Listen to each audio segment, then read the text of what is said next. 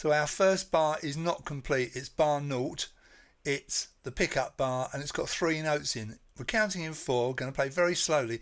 I should also say that if you struggle to play the tune and the accompaniment, that's what this lesson is on, then just play all the notes on the right hand side of the instrument and all the notes on the left hand side that have an asterisk. You'll see the very first note is on the left hand side and it has an asterisk because that tells you that it's part of the tune.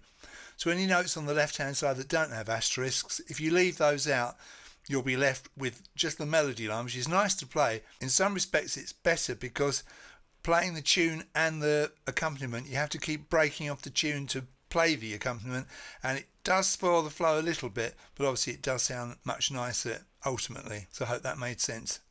So our pickup bar is 3 notes. Now we start on row number 2. Now we know it's row number 2 because if a note has a thick black border around it, you know it's on row 3, the row nearest to you, if you like, which on this CG instrument is the G row.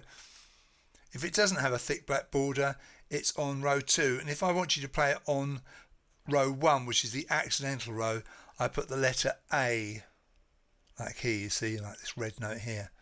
So this first note is on the main row, if you like, row 2, the middle row of the 3. You can't play this on a 20 button, you have to have 30 at least. Button number 5, finger number 1, and it's a pull. You know that's because it's got a minus sign. So it's this note here. Now, I'm not going to talk about notes as such, but if you want to find out what the notes are, look at that colour chart and you'll find out what this note is. If you look, you'll see it's this one here. It's A. All A's are in yellow.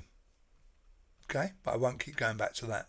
So yes, we have this note here, and then we go over to the right hand side of the instrument and we have button number 7, finger 2, pull. That's in a kind of a sage green.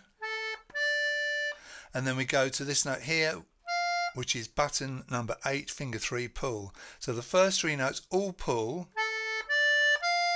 and you count it 1 and 2 and 3 and 4 and you play the notes separately like that. This is the start of the A part, okay, but as I say, this is the little intro pickup bar. So don't have the bellows too open to start with because you're opening up as you play those 3 notes.